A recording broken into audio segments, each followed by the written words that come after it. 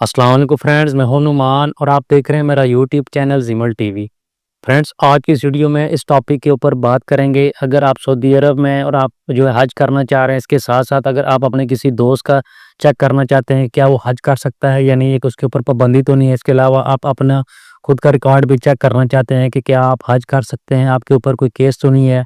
तो उसके लिए चलें जल्दी से ऑप्शर का अकाउंट ओपन कर लेते हैं और वहाँ जाकर देखते हैं कि आप ये कैसे चेक कर सकते हैं। फ्रेंड्स, ऑप्शर का अकाउंट ओपन करने के बाद आपने सबसे पहले ये देखें लिखा हुआ पर्सनल डिटेल्स, इसके ऊपर क्लिक करना है। जब आप इसके ऊपर क्लिक करेंगे तो आपने स्क्रॉल डाउन करके थोड़ा सा नीचे आ जाना है और सबसे लास्ट में आप ये देखें ये लिखा हुआ है हाइड डिटेल्स, आपने इसके ऊपर क्लिक करना है।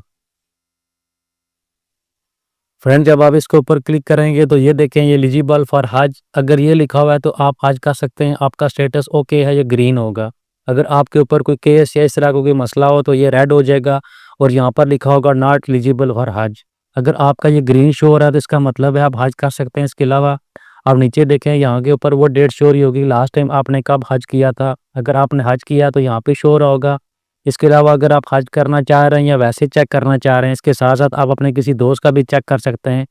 उसका ऑप्शन का अकाउंट ओपन करके इस तरह यहाँ पे नीचे आप चेक कर सकते हैं। यहाँ पे लिखा होगा एलिजिबल फॉर हज, तो ये देखें ये ग्रीन है, इसका मतलब है कि आप हज कर सकते हैं। उम्मीद करता हूँ छोटी सी मालूमाती वीडियो आप लोगों को पसंद आई होगी। अगर वीडियो अच्छी लगे तो उसे लाइक करें और किसी भी किस्म का कुछ सवाल हो तो नीचे कमेंट सेक्शन में मुझसे आप लाजमी पूछें, मैं आपको उसका रिप्लाई करूँगा।